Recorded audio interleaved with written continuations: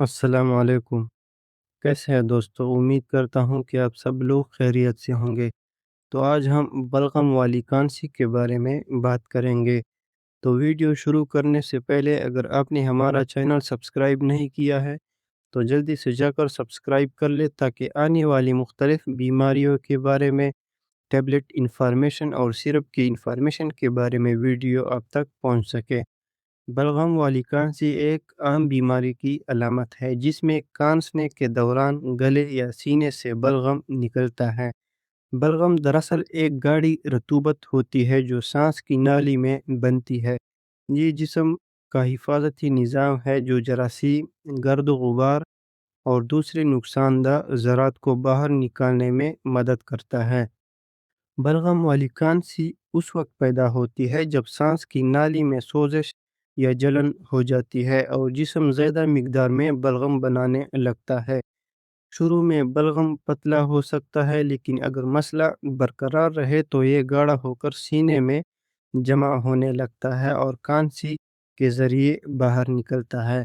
بلغم والی کانسی کی اہم وجوہات میں نزلہ، زکام اور وائرل انفیکشن شامل ہیں۔ سردی یا وائرس کی وجہ سے گلے اور سانس کی نالی میں سوزش پیدا ہو جاتی ہے جس سے بلغم زیادہ بن سکتا ہے۔ بعض افراد میں یہ کانسی چند دن سے چند ہفتوں تک رہ سکتی ہے۔ سینے کی نالیوں کی سوزش برونکائٹس بھی بلغم والی کانسی کی ایک عام وجہ ہے۔ اس میں سانس کی نالیوں کی اندرونی سطح متاثر ہو جاتی ہے جس کی وجہ سے بلغم بنتا ہے اور کانسی کے ساتھ باہر آتا ہے۔ اس کے ساتھ سینے میں بھاری پن، تکن اور کبھی کبھی بخار بھی ہو سکتا ہے۔ الرجی بھی بلغم والی کانسی کا سبب بن سکتی ہے۔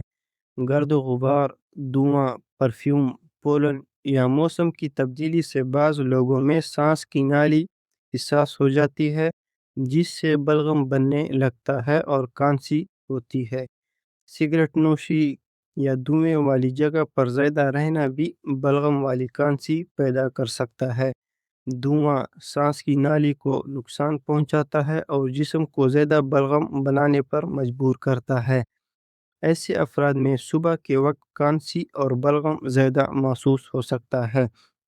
بلغم والی کانسی کی علامات میں کانسنے پر بلغم کا خارج ہونا، سینے میں بوجھ یا جکڑن محسوس ہونا، گلے میں بلغم پنسنے کا احساس، سانس لینے میں مشکل یا بھاری پن محسوس ہونا، گلے میں خراش یا جلن ہونا، تکن اور کمزوری محسوس ہونا، نزلہ، ناک بند ہونا یا ناک بہنا شامل ہو سکتے ہیں۔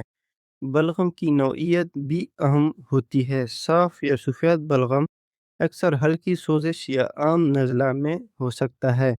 زرد یا سبز بلغم جسم میں سوزش کی طرف اشارہ کر سکتا ہے، لیکن صرف بلغم کی رنگ سے بیماری کی مکمل تشخیص نہیں کی جا سکتی۔ اگر بلغم میں خون ہو، بدبو ہو یا مسلسل زیادہ مقدار میں آ رہا ہو تو ڈاکٹر سے معائنہ کروانا ضروری ہے۔